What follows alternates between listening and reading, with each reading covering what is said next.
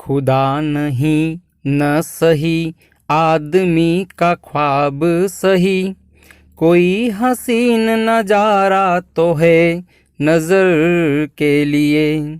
वे मुतमईन है कि पत्थर पिघल नहीं सकता, मैं बेकरार हूँ आवाज़ में असर के लिए। हाँ नमस्कार दोस्तों, मैं हूँ जितेंद्र साहू और आप सब मेरे साथ पढ़ रहे हैं अनिवार्य हिंदी कक्षा 11वीं आरोह के पद्य खंड से दुष्यंत कुमार की गज़लें। पिछली वीडियो में मैं आपको 3 गज़लें व्याख्या सहित पढ़ा चुका हूँ। आज हम पढ़ते हैं बाकी की गज़लें। पहली गज़ल आपके सामने है। खुदा नहीं न सही आदमी का ख्वाब सही, कोई हसीन नज़ारा तो है नज़र के लिए। यह गज़ल भी व्यंग्यात्मक भाव से लिखी गई गज़ल है। खुदा नहीं यानी भगवान नहीं है, न सही कोई बात नहीं, आदमी का ख्वाब ही सही यानी आदमी का सपना तो है। इससे मनुष्य के या आदमी के एक हसीन एक सुंदर सपना है, तो उसके लिए कई सारे सुंदर दृश्य तो हैं। वो सुंदर दृश्यों के माध्यम से ही अपना जीवन काट लेता है। यहाँ पर गज़लकार या शायर भगवान को एक कल्पना ही मानता है, किंतु कई व्यक्ति इस भगवान के माध्यम से अपना जीवन व्यतीत कर लेते हैं। अपने जीवन के दुखों को भगवान पर थोप देते हैं, भाग्यवादी आचरण अपना लेते हैं, भाग्यवाद को आधार बना लेते हैं जीवन का कि चलो ठीक है, जो भी है आज ये दुख हैं, कष्ट हैं, क्लेश हैं, ये सब भगवान की देन है। तो इस प्रकार से सब कुछ व्यक्ति की आदत है कि वो सब कुछ भगवान पर छोड़कर ही जीवन को दुखी काट लेता है। वो कष्टदायी जीवन जीकर भी सुकून से कष्टदायी जीवन जीकर भी वो इस जीवन को जैसे तैसे काट लेता है। तो एक व्यंग्य ही तो है। व्यंग्य क्या है? मनुष्य को हर बात भगवान पर नहीं छोड़नी चाहिए। कुछ बातें हैं जो उसके अधिकार में हैं। यदि उसको अपने सुख सुविधाएं नहीं मिल पा रही है, अपने अधिकार नहीं मिल पा रहे हैं, तो उसके लिए लड़ना चाहिए, विरोध करना चाहिए, संगठित होकर खड़े होना चाहिए, सत्ताओं के अनुकूल नहीं होना चाहिए। ये भाव इस गज़ल में है। तो मूलतः मैं आपको संक्षिप्त रूप में बता दूं कि शायर कहना चाहता है कि भगवान नहीं है, ये कल्पना मात्र है, न सही, किंतु आदमी के लिए तो एक हसीन सपना, एक सुंदर सपने के समान है। वो इस माध्यम से भगवान के बहाने उसके लिए देखने के लिए कई सुंदर दृश्य उपलब्ध हो जाते हैं। कई सारी बातें ऐसी है जो भगवान को कल्पना के रूप में मानकर सुंदर दृश्य देख लेता है, कल्पना में जीवन जी लेता है। तो इस प्रकार से वो अपने जीवन को जैसे तैसे काट लेता है। अगली गज़ल में शायर क्या कहता है? वे मुतमईन है कि पत्थर पिघल नहीं सकता। वे मतलब कौन? वे मतलब जनता। और मुतमईन कौन सी जनता? जो शोषित है, जो शोषण की शिकार हो रही है। और मुतमईन का मतलब आश्वस्त। वे अपने मन में ये दृढ़ भाव लिए हुए बैठे हुए हैं कि पत्थर पिघल नहीं सकता। पत्थर का मतलब होता है, पत्थर का मतलब यहाँ पर हम लेंगे कठोर दिल वाले व्यक्ति, संवेदना से रहित व्यक्ति। और संवेदना से रहित व्यक्ति किसे कहा है यहाँ पर? जितने भी भ्रष्ट अधिकारी हैं, जितने भी भ्रष्ट व्यक्ति हैं, उनके लिए पत्थर शब्द का यूज किया गया है कि वे कठोर दिल के व्यक्ति हैं, संवेदन शून्य व्यक्ति हैं। और ऐसा विश्वास उन्होंने अपने मन में धारण कर रखा है। किंतु शायर की पीड़ा ये है कि मैं चाहता हूँ कि ऐसे शोषित व्यक्ति जितने भी हैं, दलित, असहाय, पीड़ित, दुखी जनता जितनी भी है, मैं चाहता हूँ कि उनकी आवाज़ में एक असर आए, अर्थात उनकी ज्वाला में क्रांति का भाव, उनकी आवाज़ में क्रांति की ज्वाला उत्पन्न हो और वो भरपूर विरोध के साथ अपने अधिकारों को प्राप्त करें। ये कवि की बेचैनी है जो कवि ने अपनी इस गज़ल में लिखी है। तो ऐसी ही एक गज़ल जो मैंने आपको शुरू में बताई थी कि हो गई है पीर पर्वत सी पिघलनी चाहिए, इस हिमालय से कोई गंगा निकलनी चाहिए।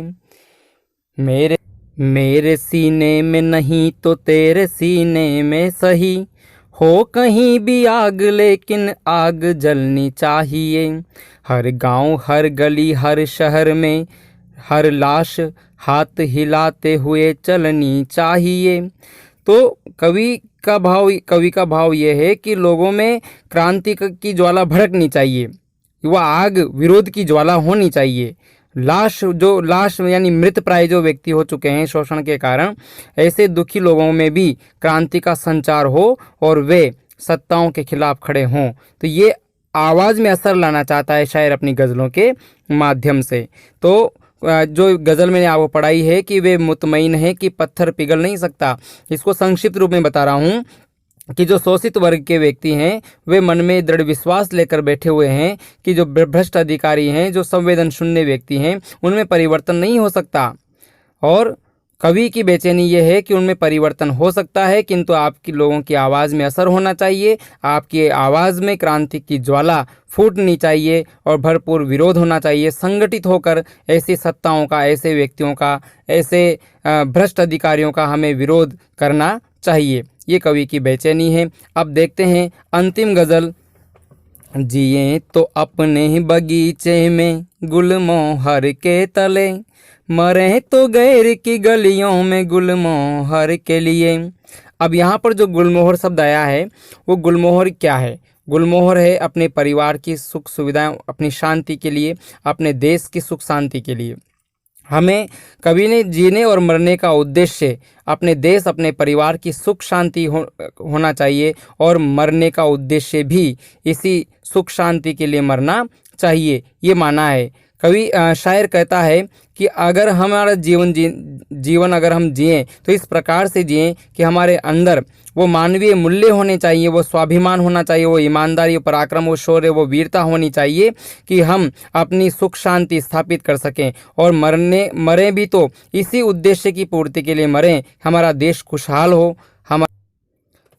तो जीवन और मरण दोनों का उद्देश्य देश और वतन होना चाहिए। वतन की सुख शांति के लिए, अपने मानवीय मूल्यों की रक्षा के लिए, अपने मानवीय मूल्य अपने अंदर संजोए हुए वतन की सुख शांति के लिए ही व्यक्ति का जीवन होना चाहिए और उसी के लिए व्यक्ति की मृत्यु होनी चाहिए। गैर की गलियों में अगर हम कहीं भी जाकर मरें तो भी हमारे मरने का उद्देश्य केवल और केवल अपने देश की, अपने परिवार की सुख शांति और या अमन चैन का होना चाहिए। आज के लिए और इस वीडियो के लिए इतना ही। धन्यवाद। ऐसी ही एक गज़ल कुंवर जावेद की है।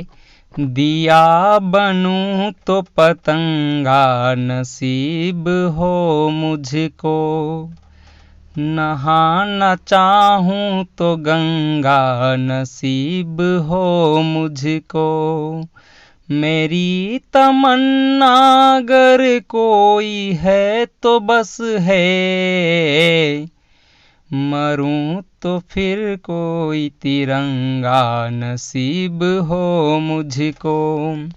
तो वही बात है, सच्चा देशभक्त जीना और मरना केवल देश के लिए चाहता है।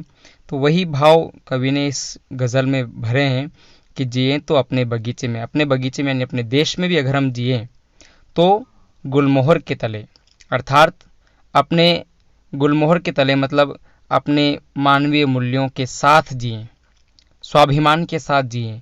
और मरें तो गैर की गलियों में, अगर कहीं इस देश के अलावा भी अगर हमें विदेश में या इस देश की सीमा के पार भी मरना पड़े तो वहाँ पे मरने का उद्देश्य भी हमारे मानवीय मूल्यों की रक्षा होनी चाहिए। अपने स्वाभिमान, अपनी आन बान शान की रक्षा के लिए ही हमें मरण स्वीकार करना चाहिए। तो आप समझ गए होंगे, लाइक तो बनता है यारों।